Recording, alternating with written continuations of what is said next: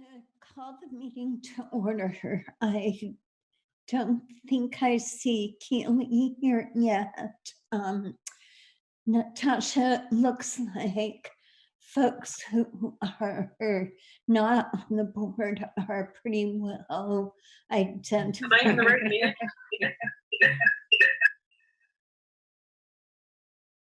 They were in the right meeting. The Essex Westford School District and the Village of Essex Junction trustees, then yes.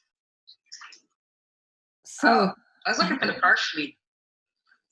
I just didn't know. So I'm getting all kinds of feedback. Let's try to see if we can get through these first two items and see how successful we are at joining the trustees. So are there any comments from the public on items that are not part of our agenda tonight? I'm not seeing any hands. This is Scott Brown. No comments from the public or from me. Hi, Scott. What's up? I think he said no comments from him. Oh, okay. All right, I didn't quite understand it. Okay, no comments. All right, let's move to the consent agenda. Does anyone want to pull anything from the consent agenda? If not, I'll entertain a motion that we approve the consent agenda consisting of the board meeting minutes from April 28th, approval of warrants, approval of 2 one-year leaves of absence, one for Kristen Johnson, a 6th grade teacher at MS, and one for Suzanne Journey Blaine, an art educator at Essex Elementary. And finally, approving the following professional appointments: Colleen Berner as an assistant principal at Essex High School on a 1-year contract, Sarah Conant, a 0.6 learning specialist position at Westford, Jennifer Farnsworth, a special educator position at Hiawatha, Donna Heath, a 0.2 humanities position at ADL, and James Zavarskov, the 0.6 math teacher at the high school. So moved. Thank you, Pat. All those in favor say aye. Aye. Aye. Opposed? Aye. Aye. Okay, so I think we have all ayes. All right, so we're going to move now to the trustees meeting to have a discussion about the June 2nd vote.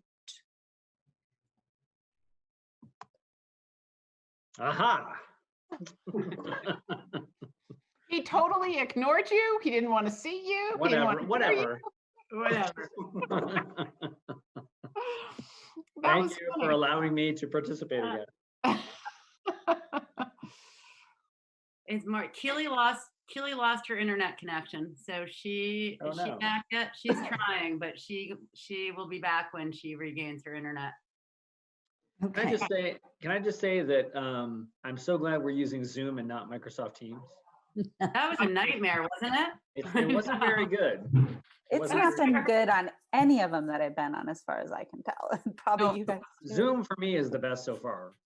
Agree. Yeah, I agree. It's so much nicer. So, all right. Well, welcome back. And let's see. Do we have Laura and Tilly with us? Yep, we're here. Can you guys hear me? I can hear you. So let's move right in forward. Awesome. I'm going to screen share if that's okay. Or Sure. till Brian lets me. Okay. I think you should be set now. Or do you see it? Okay, I do see it. Okay. Means. Do I have you guys? Yep. Okay, awesome. Yes. So, all right, can you guys all see it? Yes. So, Tilly and I just kind of put together a couple updates on different things that are going on within the school, especially with like our students' distance learning and the survey that we did last time. Tilly, do you want to start on the first slide, or I can, whichever works? Yeah, sure. Can everyone hear me? Yeah. Okay. Yeah, so for the social emotional, I know that that was kind of a concern from the survey. So I looked through the data more to figure out like where we need to work, and then I reached out to some of the counselors at EHS. So then they kind of kept me in the loop in the beginning, but they also have the survey results, and they were kind of looking at it and trying to think together as the counselors like what they could do for students. But right now that's looking like weekly emails, and they're checking in with all their students like on a one-to-one basis, I think. But yeah, so that was one of our things that we had to do afterwards, just check in with the counselors about how things are going. But I sent an email to Mr. Roy, who was the counselor who I got in contact with, and he said they're still like planning things, but they have the data, and now they're like trying to figure out how to better connect with students. Awesome. And then the next thing that we talked about was moving forward from here. So Mr. Reardon has a focus group of students, including Tilly and I and other EHS students, and we have been addressing topics such as graduation prom and ensuring that all students have the resources and support needed to complete their academic year.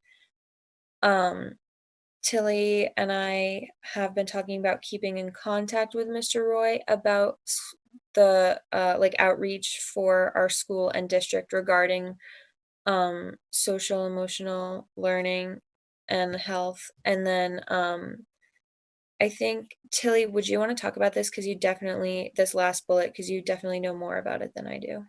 Yeah, sure. So we have a group, Peer Helpers, just it's about like 60 kids, and we all just have like sessions throughout the year. And one of the big things that we do is plan move up day for the 8th graders, the incoming freshmen. So, but because we can't have that this year, we're trying to get a virtual move up day, which right now is looking like a panel of high schoolers, and then the middle schoolers can attend. It's probably going to be Zoom, but then they can attend and then ask questions, and then also potentially if we can make like a recorded video of the school, so just kind of like giving students a recorded tour sort of thing, just so they feel more comfortable coming into EHS in the fall. Awesome. And that is our presentation. It was pretty, short and sweet. But that's just what we have for updates as of now. If you guys have any questions, I'm gonna stop sharing and go back to the meeting. Thank you, Laura. Maybe Laura and Tilly, you could just say a few words about how you're doing now that we're getting close to 2 months into this remote learning world. Yeah, I'm personally doing good. I have been keeping in contact with teachers. Definitely high school teachers are really good at that. They they've been keeping in contact and checking in, and even though we don't have virtual meetings like every class period, it's helpful to, you know, check in with them and meet privately if you need any questions. And yeah, I think the school is doing a really good job at keeping in touch. Yeah, I echo most of what Laura said. The teachers, like, we have advisory check-ins every week, and so that's good. The advisor just like asks us how we're doing and just make sure we're on top of all our work. And definitely now I'm more comfortable with the situation. Like, I'm able to get all my work done. The schedule's working for me. So I think now that EHS is kind of figured out a solid plan about how virtual learning is going, a lot more people are feeling comfortable with it. And now, like, all the teachers are kind of also following the same routine.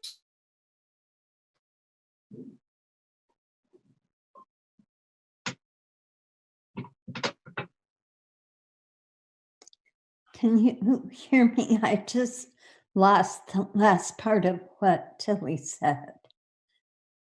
Can you hear me? I can hear you, Martha. Okay. Yeah. My computer, my internet freezes from time to time. I lost the end of Tilly too, but I can hear you. Okay. Thank you, Tilly and Laura, for sharing your personal experience. It's helpful. Kim has a question. I just wanted to say thank you because I know the questions that Tilly and Laura had after their survey were of genuine concern in looking at comments, and really reached out and went the extra step to figure out how to get in touch with the right adults to see if there were resources and how to just alert the adults to the comments that they were seeing. And it was anonymous surveys, but they cared deeply and they followed up and followed through. So I'm just continue always to be grateful for their commitment and the voice they bring to all of us. Thanks, Kim. Certainly agree. Patrick has his hand up. Yeah. This may be better for a question for Tilly, since Laura, you're kind of wrapping up your career. But Tilly, have you noticed since we've moved or transitioned from the, as we call that, phase 1 to phase 2, like, you know, the implementation of the new learning, how has specifically that transition gone? Like, if you notice much of a difference, like picking up new material remotely versus just maintaining what you were learning before, or has that been more difficult, or has it been, you know, just par for the course for you? Well, for me, most of my classes had to continue learning even in phase 1, just because some of them were APs and stuff, so we had to keep going. But from what I've heard from my friends, it's going well now. In the beginning, with the just maintaining learning, I think people weren't really doing much, or they weren't sure what level of participation was needed and stuff. But I think now with phase 2, people are definitely more comfortable in getting back into like regular school, sort of. I think now people just like know what to do, know what's expected of them, and it's definitely working a lot better for everyone now. Awesome. Great to hear. Thanks, Tilly. Thanks. I don't see any other hands raised. Does anybody else have anything for Laura or Tilly? All right. Well, thank you both so much. Thanks, you guys. That was great. It was great. So let's move on to the financial update as of the end of our third quarter. Brian? Yeah, so I have prepared just a quick update that we can go through, and then I can take your questions. The detail material was in the work folder. Let me see if I can get this to work. Everyone see the screen of the slide deck? That's good.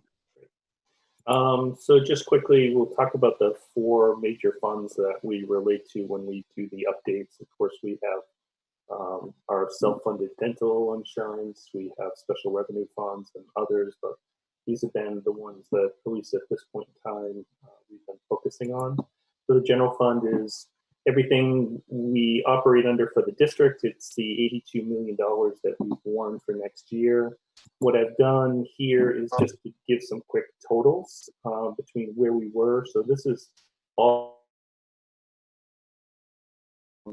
I think it's important to recognize as we start talking about March 31st and recognize how early that was in our current COVID experience, that, you know, this past performance is no guarantee of future results.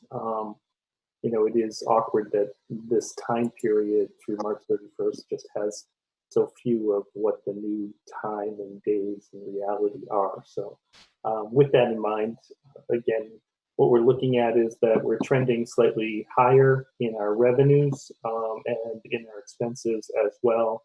Much of this is to be expected.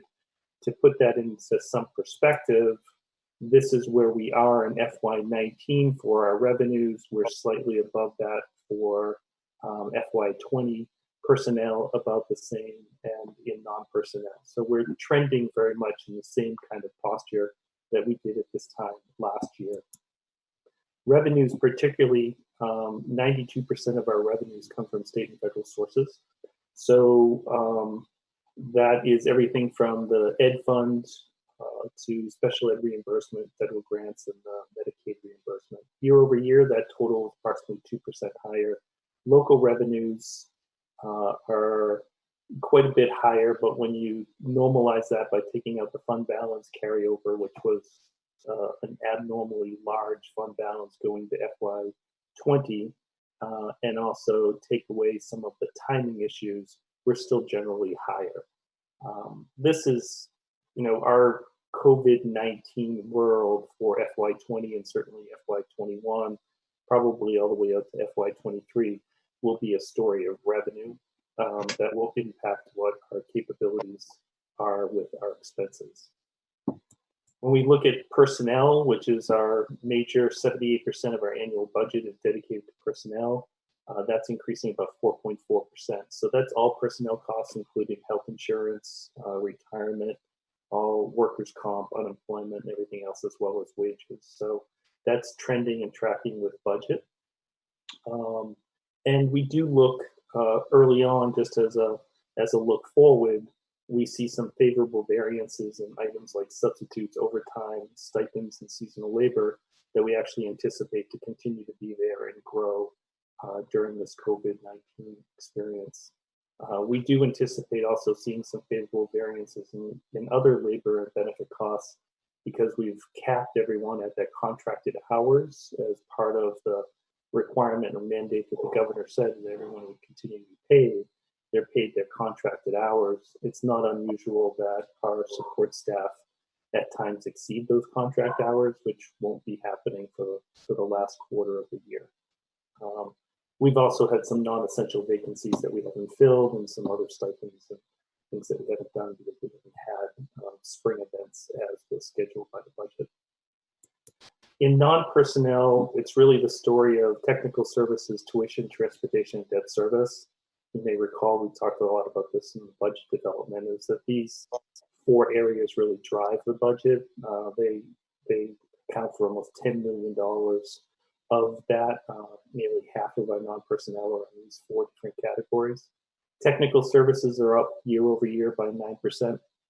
The majority of these are special education services. So they're services that we receive. It's also where we pay our school-based social workers and other costs. As anticipated, tuition is down year over year, but unfortunately it is outpacing budget right now. We knew that we were going to have a good amount of savings from 19 to 20 for tuition because of the grandfathering process that we've had with the Westford students and some other graduating seniors in schools even outside of the state, but some of those costs are coming in higher, and it's really just a matter of what the ADM factor is and what it was that we were budgeting on. think it'll be within tolerance level. Transportation expenses year over year are considerably higher, but that was planned because we are executing the Essex Junction transportation system this year. We had budgeted it also last year, and it appears on track. In fact, we probably will see a good amount of savings in transportation, primarily from no extracurricular, co-curricular transportation budget, really starting about mid-March on. And then debt services on track and on budget. Were there any questions about the general fund, in particular up to March 31st? CTE and their revenues are in keeping with one another, about 1% higher, same time over last year. And expenses are just a little less. So they're actually looking strong. I want to pause here for a second and recognize that as we continue to work to improve our finance and accounting, encumbrances for expenses and timing for revenue are going to affect comparability between one period and another. I've tried to take those out or highlight them when they've been really significant, but just recognize that those are the two factors where we know a vendor and we anticipate an expense, so we encumber that under our expense area so that budget dollar figure that is no longer available to us. At the end of the year, we may find that we need actually more resources for that vendor and those purchases, but also at times we find that we didn't need as much that we encumbered and we release that encumbrance, and it gives us a favorable variance often at a budget line. Again, the same kind of thing, just visually seeing where we're pacing FY19 to FY20 among the three major categories: revenue, personnel, and non-personnel. You can see that element here, where we're just slightly below same level of expenses, is really coming in the non-personnel lines, which is not trending at the same rate of growth that revenue and personnel are. For them, year over year, about 1%. Local revenues are presently down 4% year over year, but this accounted for mostly timing of tuition billing and then the payments and the receipt of payments. So we're in that process. People that were delinquent coming through March are ones that we've been in contact with and trying to make some arrangements with through the month of April and May. Year over year, state funding is up 6.3. That's primarily because of some changes in Carl Perkins funding that came to us that Bob was able to secure and was budgeted to be about $100,000 more than in FY19. CTE has about 75% of their budget dedicated to personnel. And when I say that, recognize that a number of non-personnel line items for us are to purchase personnel services from others, such as social workers, OT, PT, consultants, professional service people. So, we are a labor-intense organization to deliver our product of teaching and learning. We also anticipate that they'll continue to see some favorable variances in the same areas as substitutes over time of seasonal labor. And finally, non-personnel, about 50% of their non-personnel costs are within shared services and debt services.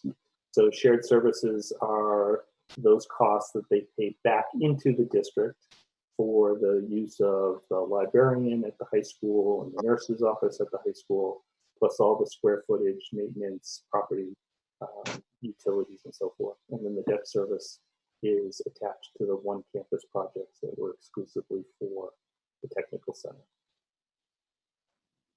Any questions with the tech center? So just quickly, child nutrition is outside of our general fund. It's an enterprise fund in theory that it operates independently. They have been seeing a good growth right now through the third quarter in revenues and some matching growth in their expenses. They're continued to run a deficit as they did last year at this time, but that deficit is a good improvement over where it was last year. I do know that expenses prior to March 30 were a lot of ramping up of the summer meals program. So we weren't matching revenue with some expenses at that time. We were ramping up and trying to get all those supplies for summer meals. And some of the revenues we're trying to see, there's a decent reimbursement from the federal government for summer meals, but we're also have a situation in which we're paying an entire food service operation. Every staff member is paid their contracted hours to execute a program that normally is done by a very reduced staff. So the reimbursement, while in the summer, is very attractive. Right now, we're trying to see whether it's even a break even. Food service questions? No. And then other enterprises, just highlight the two just really quickly, the Rink and Skill Tech. The Rink will have as of March 31st, it was indicating that it was going to have a problem. It was running about a $30,000 deficit as of March 31st, which was considerably higher than the same period of time year over year from FY19. That's deepened considerably with the closing of school and the taking out of the ice sheet early, and moving those people. A lot of those as seasonal workers will have some labor savings, but considerable revenue loss. And we'll need to make some reimbursements to people who had booked time for ice that wasn't in place because our facilities couldn't be used. Skill Tech, on the other hand, is doing really strong year over year, and these revenues do period match fairly well, though we will see in the fourth quarter they won't have realized revenue, and they also won't have corresponding expenses. But I think what will happen is that $99,000 surplus at the end of March 31st will be enough cushion for them to remain positive for the fiscal year.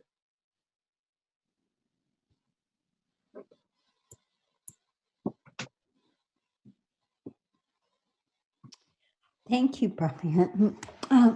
Who has questions on the third quarter financial review?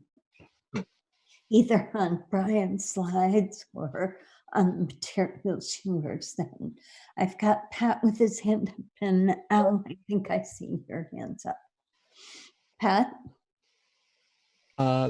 Brian, just because I'm not completely aware, did we basically phase into summer program for the child nutrition? Just did it like 2 months early? And is that being federally reimbursed, what we're doing now, providing the meals locally? Or is that somehow a different thing from how we would typically do it? I know it's not really a third quarter, but I'm just kind of, it sort of falls into there a little bit, because I think that did start during that time period. I just wanted to get an idea if that was like partially operation as usual, or if we basically just moved completely into that.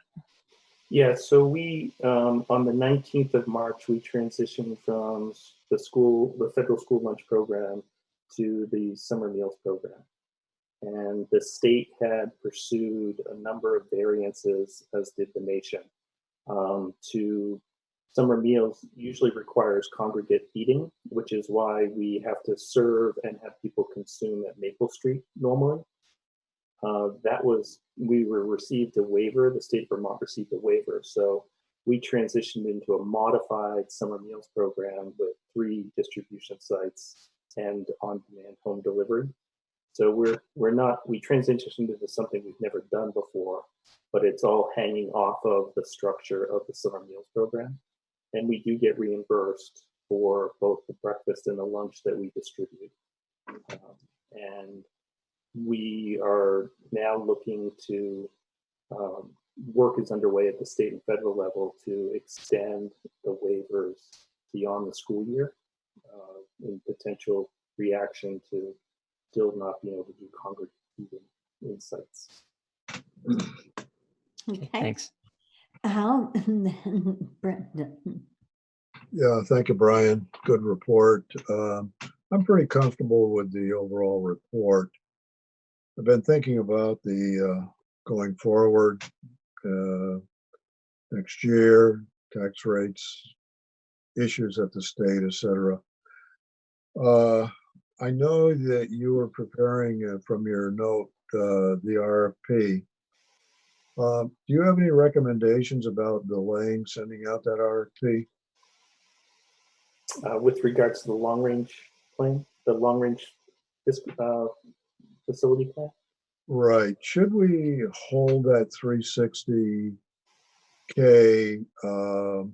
in case it's, well, in case we have to borrow or claw back or who knows what could happen, but just to delay it until we're sure where we're at.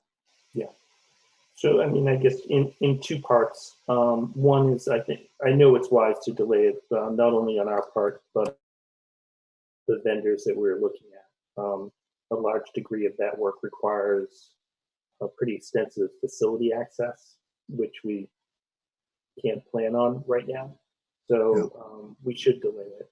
The second part comes that we do have a voter established capital reserve fund with the intention of the $365,000 that the voters put there at the last annual meeting and vote, that it would be spent on the long range facility. We can always be informed with the way the world turns in front of us that we could go back to the voters and ask for permission to either release that restriction or to use it for, as we go through and anticipate cuts to ed financing and ultimately to our budget, that we could maybe talk to the voters about addressing capital needs with that capital fund.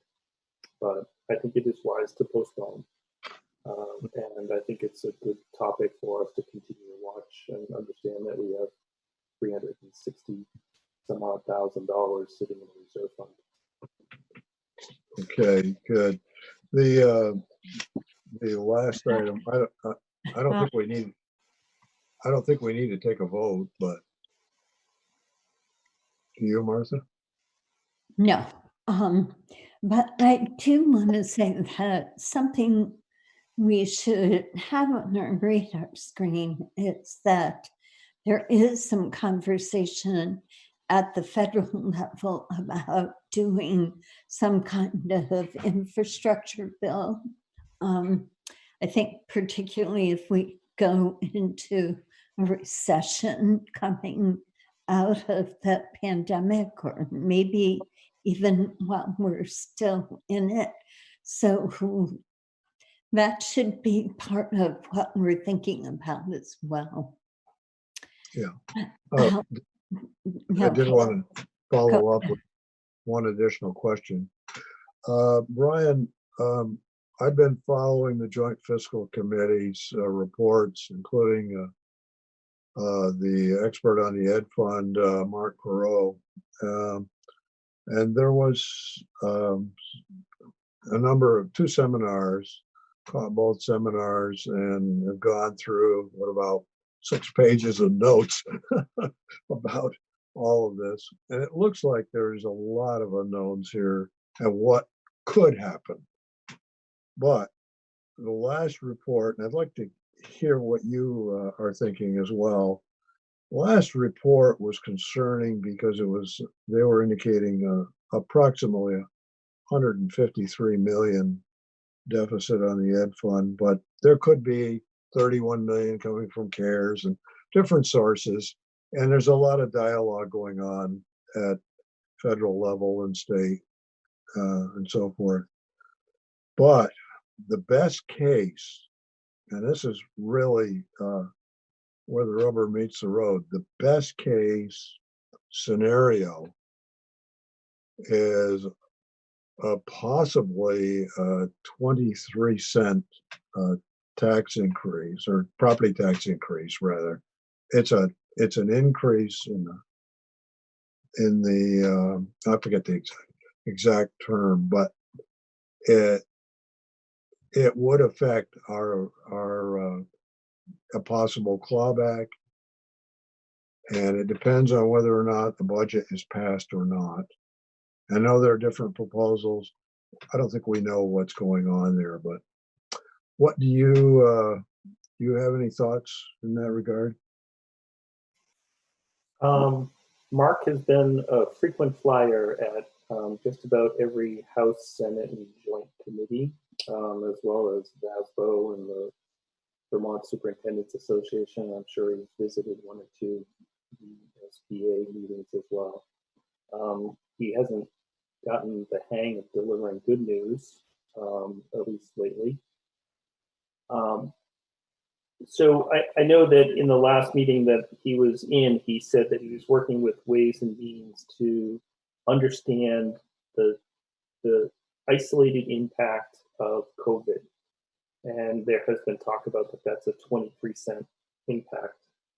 And to help school boards, particularly 19 that still have a remaining budget to be voted or re-voted on, to be able to isolate out what is COVID related, what is budget related, and then what numbers do we use, either some other interim number. I mean, I think it's certain that, you know, our state's going to go through a financial crisis we haven't seen before. And we're really at the very beginning of it. FY21 had 152 million, but if FY21 delivers some of the unemployment and recession that folks are talking about, it's really a beginning. So I don't say it to, you know, there's no gloom and doom. We'll pull together, and as Bill Talbert has said, they brought him out of retirement and brought him into the Joint Fiscal Office. You know, that when you have a once in a lifetime event, it's kind of silly to think you're going to pull yourself out of it in a year. Right. So, you know, I think that there's some good minds working on this, and I think that, you know, our federal government's going to have to step in to create some safety nets, not just for people, but for states. Unfunded pension liabilities at this time. You know, it's really, it's pretty amazing when you start to drill down and hear the economists of where they say this hole may be as we get into 2022, 2023, with the loss of revenues. So I would just like to add, Al, that a few things I heard in that webinar this week. The 22 cents was if the legislature did nothing and set the tax rate based on the projected deficit. I heard him say there's no interest in doing that. And that right now they're looking at ways to keep the yields at the level that was projected in the December 1st letter, that they're talking about maybe doing that by borrowing. They're certainly going to urge the federal government to do a fourth package. I just don't want to scare people watching this meeting into thinking that FY21 is going to have a big tax increase. I heard him say loud and clear that that's what the dollar figure would amount to, but that's absolutely not what the legislature is looking at. I also heard in that meeting that they are not considering a clawback at this point. So I think it's just important to, as long as you brought it up, I just want to make those clarifying points. Right. In the just a little bit of feedback. In the meeting, Dan French joined in on the fiscal report too, and Dan had a few recommendations, and one of them was that the CARES Act is not going to really solution this problem. It's going to take additional resources. Second thing that he made a very good point of, and I mentioned this, Brian, because I think it's important that he was suggesting that all boards start to work and take a hard look at personnel and expenses and capital and everything, and to start the budget process earlier than normal, and that just need to be prepared. And that was Dan's one of Dan's recommendations, although he had a number of them, including some comments about summer school and school this fall. So, okay, very good. I appreciate it. Thank you. Okay, I have Brendan and then Kim. Brian, thanks for that report. Lots of good information. I wonder if you can just remind, maybe it's just me, you know, we obviously invested a lot in transportation this year. We're providing greater service to more students across the entire district. Can you remind me or us how the reimbursement works from the state with regard to transportation costs?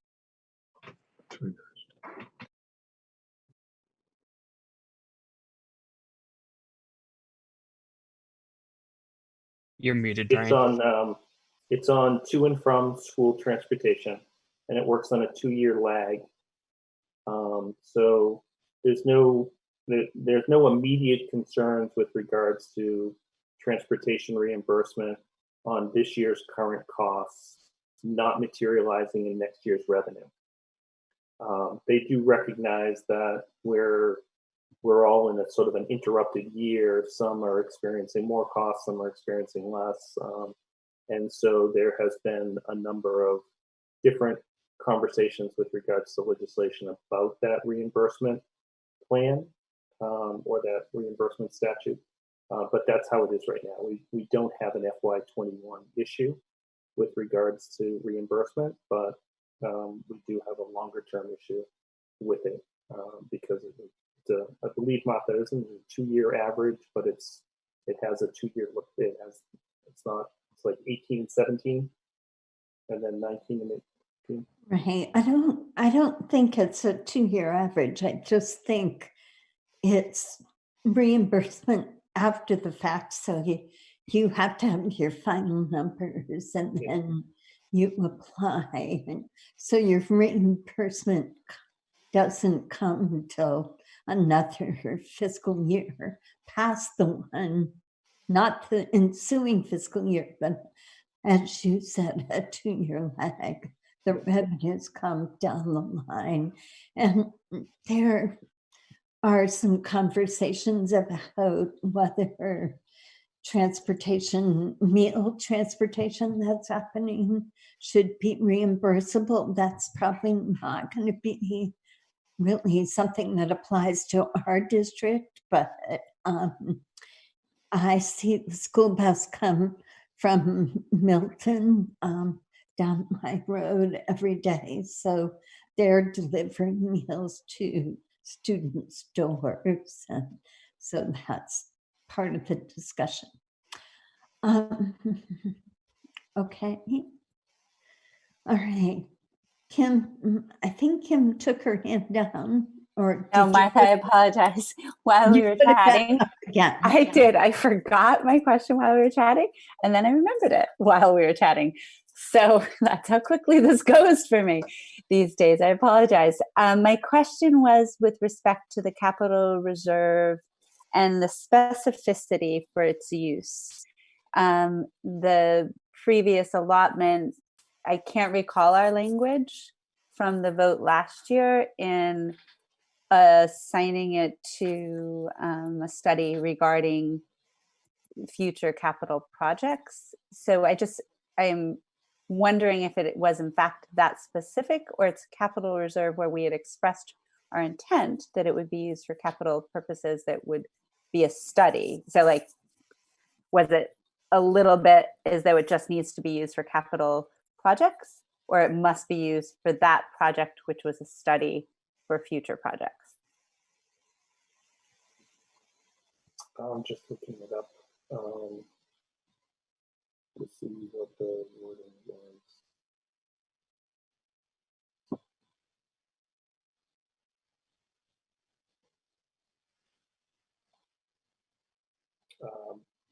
Shall the voters of Essex Westford School District assign $365,000 of available fund balance to the Capital Reserve Fund established by the electorate on April 10th, 2017. So that was what was voted on, 789 yeses to 135 no's. Thanks, Brian. So that seems less specific. Obviously, the intent having been for the purpose of that project, but if our more pressing capital needs were to have changed in light of this, it seems to the extent it would continue to be used for capital purposes, it would be fine that that happen. Otherwise, it would also be fine that it not be used in this moment and used in the future. Okay, thank you. Okay, I don't see any hands raised. Any other questions on the financial update? All right, if not, let's move to the task team updates. Liz? Yeah, so did everyone get a chance to read what I sent this afternoon by any chance? Sorry, it was sent around so late. Should we pull? Did everyone get a thumbs up? Everyone's read it? Great. So you'll see that there's two messages that we've prepared. Thank you, Kim. The first one was drafted by Kim, and the second by Keely and Pat and the team. Just as we spoke about last time, the need to get these messages into the community right away. So I could just have you react to those if anyone had any comments. Al? Al, you have to unmute yourself. Yeah, I know. A couple of comments. On the bottom of the one that says we ask for your voice and vote, don't think we can do that. We can't advocate that people take a positive position to vote, to encourage people to vote for the budget. I think we are limited by law. Correct me if I'm wrong, Martha, that we can advise as to the dates and things, but I don't think we can say we're asking for your vote. Martha, any feedback? You can encourage people to vote. You can't spend money on, as a board, you can't spend money on any document that promotes voting for the budget. Is that the sentence that you changed? Because I noticed a sentence too that I had that same concern about.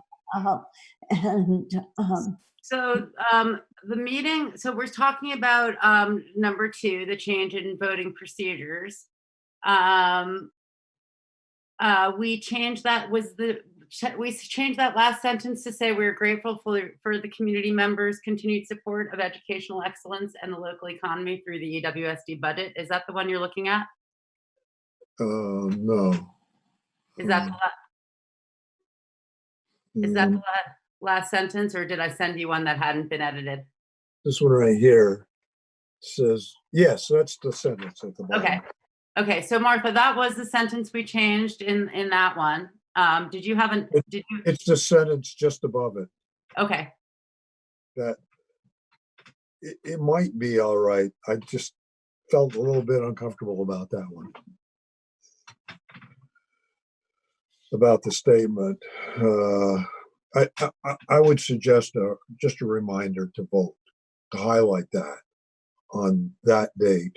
And the other thing that we had missing in this was when the ballots had to be returned, the absentee ballots, when they would be returned.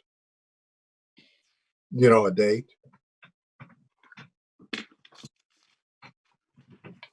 I don't know the date, but I can find it out. Oh, So- I think they have to be returned by Prior to. 5 o'clock on the day of the vote. I think so too. I think that's Yeah. right. So you can bring them to the polling place and hand them in. Okay.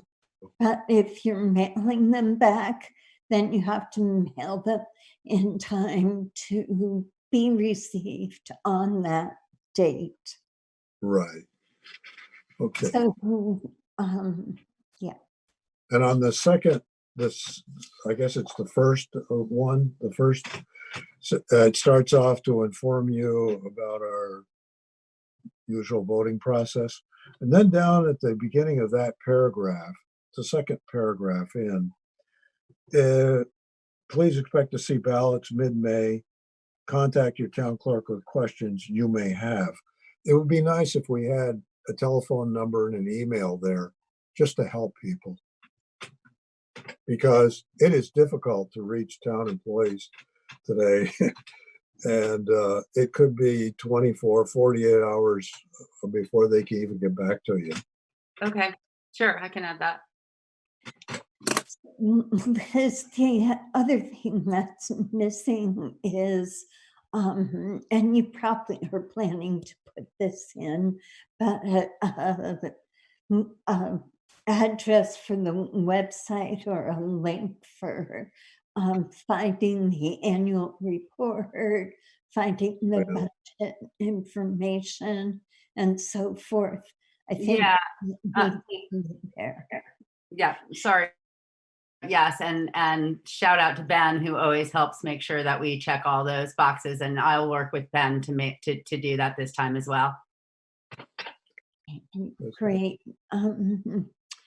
So can you talk about what you plan to do with the piece that's been composed? Or Yeah, so we spoke at our communications meeting last week about first step was obviously getting the content approved by the board, and then the next is getting it out into the world. And Ben especially has a strategy for getting it on social media and on Front Porch Forum and getting it on the website and making it accessible in every way that he and we always do, which I think has been great.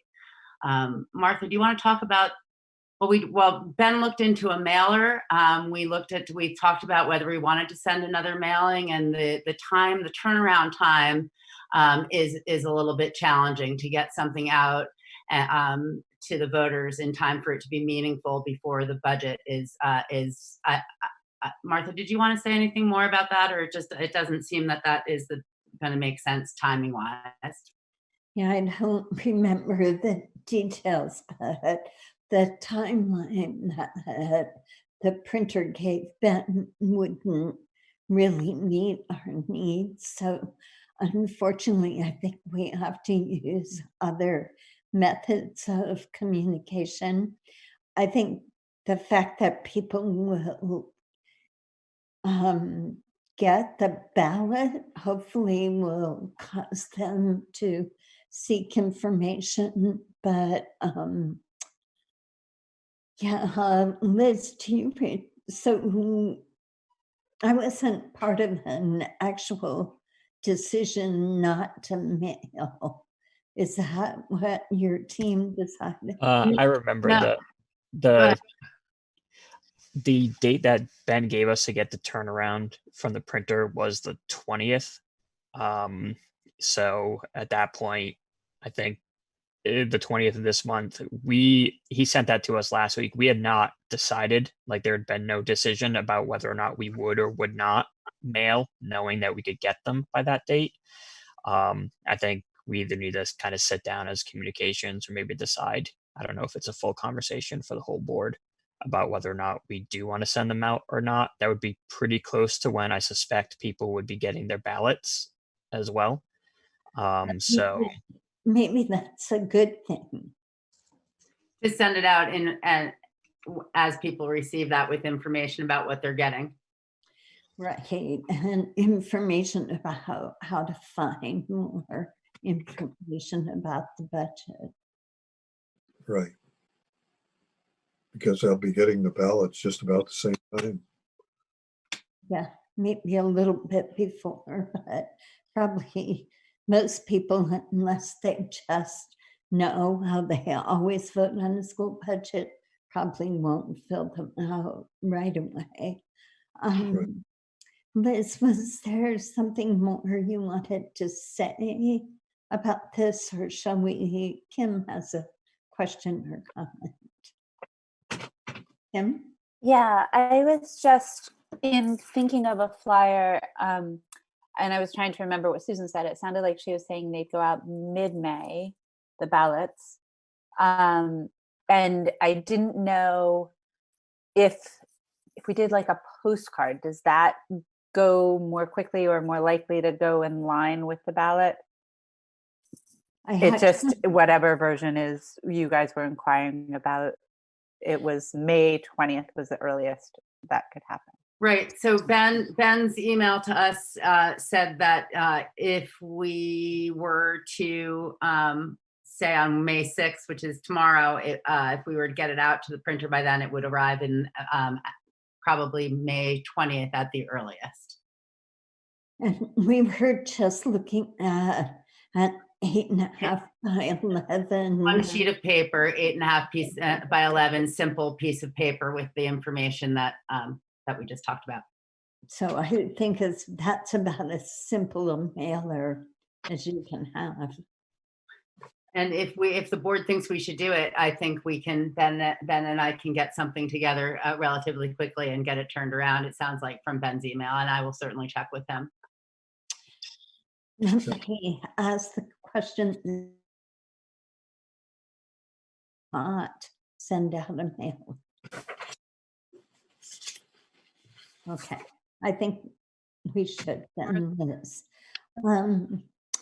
Is there anything else you wanted to talk about?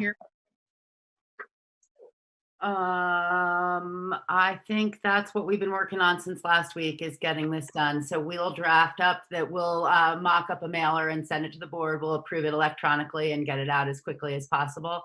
And I don't think. Do you want to talk about teacher appreciation? That's what I was just going to say, is teacher appreciation. So we, so Martha drafted a nice message to teachers from the board that you haven't shared it yet, Martha, right? We've only seen it. Yeah, I'm right. So it's just a nice statement. We understood this is just a hard time. We kind of really it's unfortunate because it's the time that we are all most appreciative of our teachers, and it's a hard time to show them that appreciation. I will say that the conversation is constantly about how grateful and thankful we are for the teachers and all that they have done during this pandemic, and always it's brought to the attention of so many people in this community about how important our teachers are to the fabric of our lives here. So thank you. And Martha has written an expression of that Ben is going to help us get out to all of the teachers in the district electronically. And we'll do better next year. So it's teachers and staff. And staff, right? To be clear. Yeah. And Andre has his hand up. Actually, I think you answered it. I was going to ask if you're also doing the same for the staff, because they have been out in the front lines and doing a lot more than everybody's doing more these days. Yeah. But you answered the question. Thank you. Yeah. Okay. Anything else, Liz, or any questions from questions or comments from Liz? Okay. I just have one more comment, which I think that is something that Keely kind of mentioned about a board responsibility. And I think right now we're in the position of that. Like, there's so many reasons why this might be a hard time to pass, and the messages that we wrote and sent out I think are really important for us to embrace and spread amongst our people too, while we talk about the being part of that statewide system and why it's so important to move ahead. If we can encourage that in any way, just the importance of getting out and voting, I think that would be really an important role for board members right now. So thanks for anyone for helping with that. Okay, excellent. Kim, if you're there, I don't think there's anything to say about negotiations at this point. Do you? No, that continues to sort of be on hold. On hold, right? Okay. Anything else under task team updates? All right, then let's move on to local and statewide updates. I think we've covered some of it, first by meeting with the trustees, which was quite interesting. I think that was a good thing to do. Al raised some of the issues that were covered in the VSBA PSA webinar this week about the financial situation with the Ed Fund.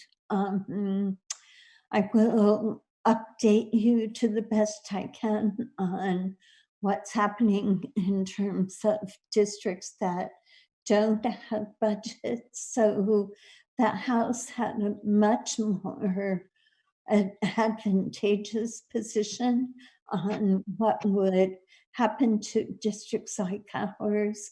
It is seeming like the Senate has dug in their heels about their position. Kim and Beth were in a meeting this week with other chairs and superintendents that are in our same position.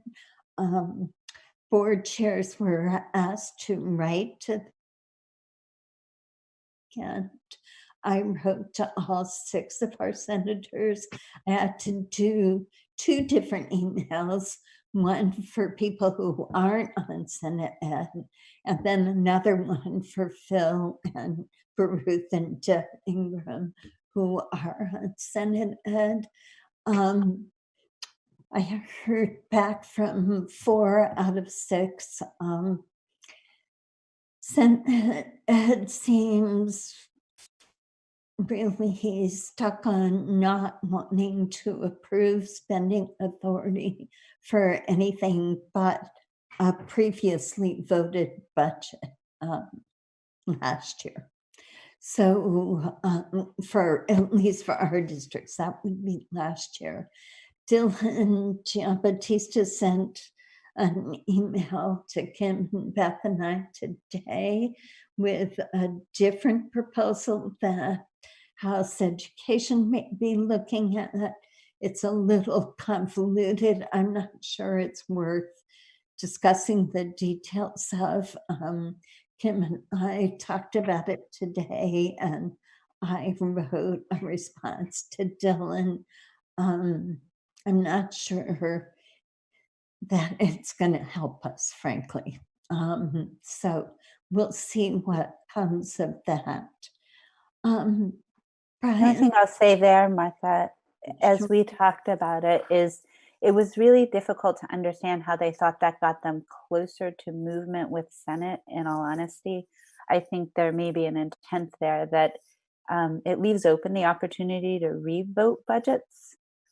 So maybe they imagine that to be attractive to the Senate if there were needs to go back to the voters on even approved budgets. It was hard for Martha and I to maybe figure out how this was going to move this project along at all. And it, I think we are all quite committed to holding a vote and getting the voice of our communities.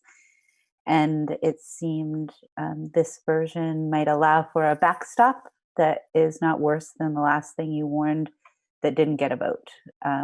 So that was just sort of a takeaway from it, I thought. But it is really difficult, to Martha's point, to see how invested we need to necessarily become in it, because I'm not necessarily sure it is too terribly impactful for us.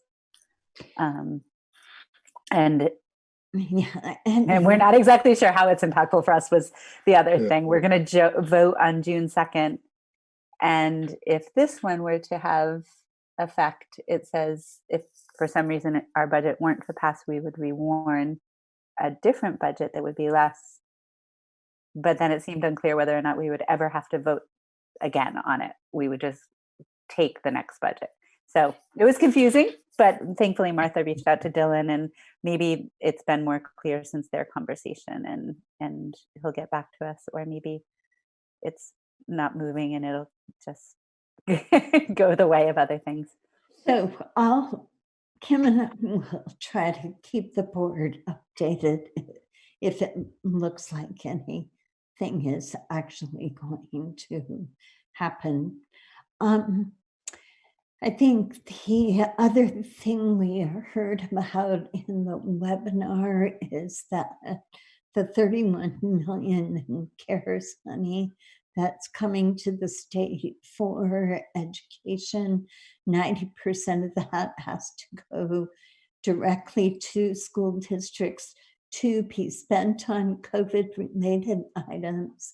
It sounds like it's being distributed according to the Title I formula. Brian, I don't know if you have had a chance to think about how much money our district might get from that. I mean, looking at the projections, it looks like between $600,000 and $700,000. Yeah, I think we don't get a lot of Title I money, so. The good news with the CARES that got, that I think Dan French clarified in one of the meetings, was that the CARES money goes all the way through to, I believe it's September 2021. Right. So that is, I thought that was good to know. Yes, I think that was helpful. And he did not sound like he was thinking at this point that the legislature was back, because it has to so specifically be spent on COVID-related items. So, Kim, is there anything else in terms of a statewide update that we need to talk about? I think just noting, I believe it's now past the delay in Act 173, which pushes out the census-based funding for special education to 2022. And for those relationships that we have with independent schools, that also got pushed out an extra year. So that goes to 2023. And at last I heard, it was approved on both sides. So yeah, I'm not sure if it's gone to the governor yet. But I hadn't heard that. But is there somebody it goes to after both sides? Like the clerk or something, secretary? So it goes, does it go to somebody before it goes to the governor? Anyway, I was on a different meeting, and Kate Webb said they had approved it. So yeah, it has to technically be transmitted by the last body that voted on it. And then the governor has 10 days to act. Any local updates? Oh, Al, what's up? No, I was just going to, why don't you finish local updates? I just wanted to add one clarification. Are there any local updates? I don't have any that are school board related now. Okay. Al? I was just going to say the implications of the no vote. It's 87% of the previous year's budget and the ability to borrow. But I'd heard some discussion that they were going to consider a no vote or districts that didn't vote, and they would be in the same position as 19 districts. that they were going to consider a 4% inflator to the 87, which would make it 91% of the previous year's budget. No, that's not what they, so what was on the table, which was rejected by the Senate, was to give, so they're looking to replace the 87% language just because of the pandemic. So this wouldn't be ongoing. This would be just for FY21. And one of the proposals that was on the table was to give districts that hadn't voted their previous year's education spending plus 4%. The Senate rejected that. The Senate has on the table that the fallback would be spending authority for the previous year's budget. That would mean cutting 1.5 million for us. The House has had much more liberal proposals, including giving spending authority for the budget that the school board was going to take to the voters. The Senate's not going to agree to that. So that's what Kim and I were talking about before. So that's all still very much up in the air at this Okay. point. Okay. Good. All right. Beth, I'm blanking. Do we need an executive session? No, we don't. We put it on there in case we had negotiation update or anything to do with contracts. Okay. But not, no, I'm good. Okay. So then folks should fill out their meeting evaluation. Our next meeting is on May 19th. Anybody have any last questions, comments before we adjourn? Okay, then if Say Martha, apologies. I only thought of this at the last moment, but I do want to get the information out about our standing mails, or excuse me, us sending ballot. Who has posted some of that info online already. So I was thinking of putting something up on Essex Facebook, but if I do that, I'm sure there are going to be a substantial number of replies that come in, both for and against. So I would just caution board members of leaping in, going back and forth with people who post on there. I just want to get the general information out so people know and kind of leave it at that.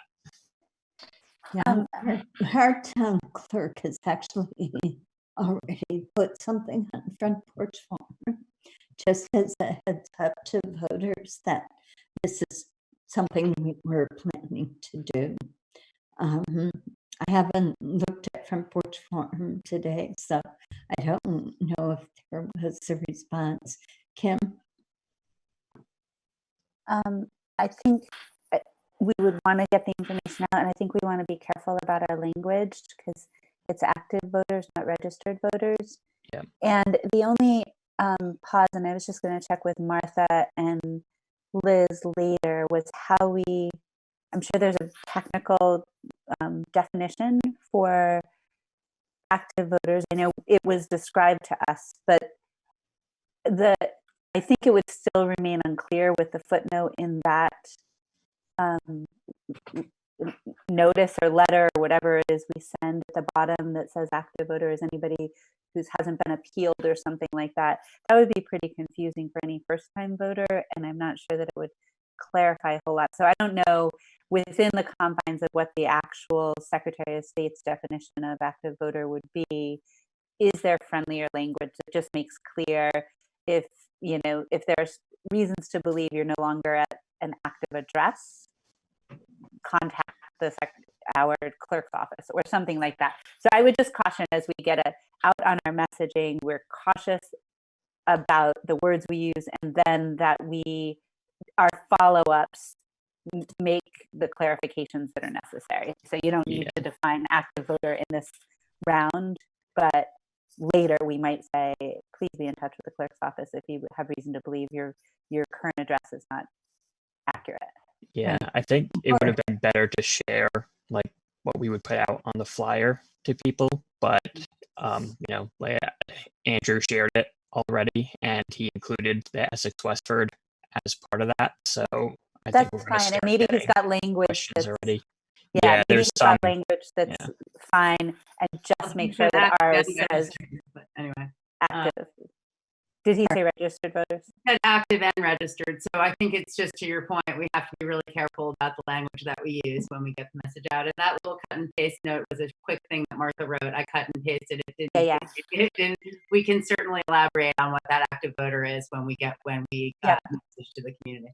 Yes, the important thing is that you've registered and you haven't received a challenge letter that you didn't respond to.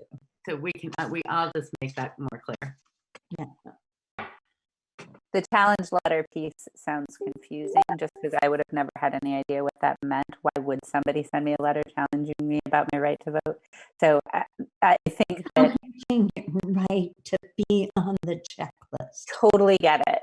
But we can figure out, I think, what makes it clear and not, anything that had people somehow believe whatever. Yeah, I think you could talk about voters are challenged when someone has reason to believe they've moved or don't any longer reside in the district. It's important if someone receives a challenge letter and they do still reside. You can check the checklist online, right? Yes, I believe so. So The Secretary of State's website. You could find out the details about that. Yeah. Okay. Anything else? You have Martha. You have Diane with their hand raised. Oh, yeah, it's interesting. I wanted the conversation. There you are. Hi, Diane. Yes. I would like to see us to have the information out where people can pick up booklets so they can see our budget. So that libraries in Essex have suddenly opened and are having curbside delivery. I'm not sure that exactly how that might work to our advantage. But people, unfortunately, a lot of people who were challenged are clueless that they've been challenged. They've never received that letter. It's better to actually tell people to confirm that they're registered. Make sure that your address is correct. People assume that the Department of Motor Vehicles will change their address. That is not timely at any kind of imagination, because timely would be shortly sometimes is 2 or 3 months. So it's better for us to say, have people confirm that they are registered. So if you are registered, please register. The college students who had their addresses to be sent in April to where they were in college, the ballot will go to their college address. They're not going to get it if they're home. It's better to have that information get out and say, please make sure the ballot is going to come to where you are right now. We're going to do a lot of public service on this, and we'll get it all right the first time. So maybe, Liz, maybe you can communicate with Diane and work on some language. I think that would be helpful. Sure. Okay. Are we all set? Martha, we had a few people join the meeting. I just want to make sure Natasha has those names. Some people that don't have a last name on the Okay. screen. We have a John. I don't know the last name, but it should be in the minutes. Oh, right. Could John identify who they are, please?